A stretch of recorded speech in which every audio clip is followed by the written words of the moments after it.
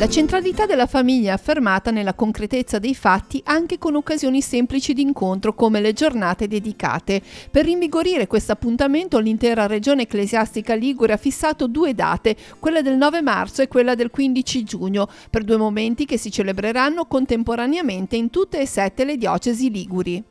Il primo è un momento diocesano che però si sviluppa in tutte le diocesi nello stesso giorno con lo stesso programma. Quindi è diocesano, ma in realtà è regionale. Poi un secondo momento, che sarà a giugno, dove tutte le diocesi sono invitate a convergere nel Santuario della Madonna della Guardia, dove ci sarà questa giornata di preghiera e di riflessione sulla spiritualità familiare a livello regionale ai piedi di Maria.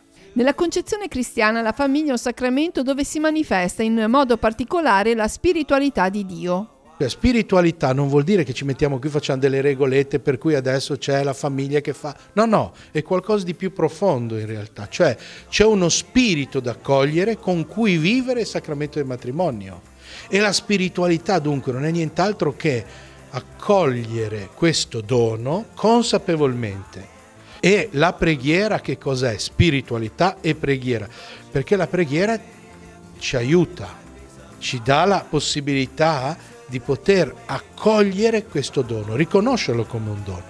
La giornata di spiritualità e preghiera per la famiglia nella diocesi di Chiavari si celebrerà a San Pietro di Novella a Rapallo, un luogo periferico con una connotazione particolarmente familiare. Il fulcro della giornata sarà la proposta legata alla lettura e meditazione del testo evangelico delle nozze di Cana. Le nozze di Cana sono il segno della nuova creazione. La nuova creazione è: manca il vino in questa coppia, manca la gioia, manca la felicità, e c'è qualcuno che provvede a questo vino. Ecco, allora scoprire che la famiglia, il sacramento del matrimonio, è questa continua nuova creazione che Dio ha in opera, e questa creazione però Dio non vuol farla senza di noi.